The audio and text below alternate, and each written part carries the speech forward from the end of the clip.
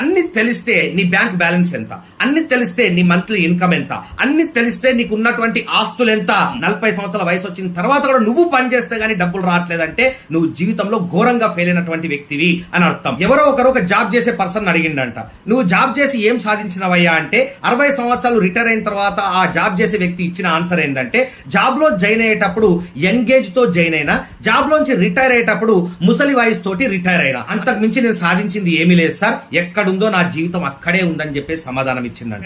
₹1,00,000 కంటే ఎక్కువ శాలరీ ఉన్న వాళ్ళ గురించి నేను మాట్లాడట్లేదు, ₹1,00,000 కంటే తక్కువ శాలరీ ఉన్న వాళ్ళ గురించి నేను మాట్లాడుతున్నా. అది అర్థం చేసుకోండి first. So my dear friends, ప్రతి మనిషికి కొన్ని గోల్స్ ఉంటాయి. 40 సంవత్సరాల వయసు వచ్చిందంటే పిల్లలు పెద్దవాళ్ళు అయి ఉంటారు, వాళ్ళ కాలేజీ ఫీజులు కట్టాలా, ఎంత డొనేషన్స్ కట్టాలా, ఎంత కాలేజీ ఫీజులు ఉన్నాయి ఈ రోజుల్లో, మీకు కొత్తగా చెప్పాల్సిన అవసరం ఉందా? మరి మీ పిల్లోడి చదువుల కోసం ఇప్పటిదాకా ఎంత పోగేసినావు? అట్లాగే 40 సంవత్సరాల వయసు వచ్చిందంటే ఆరోగ్య సమస్యలు ఎదురైతా ఉంటాయి.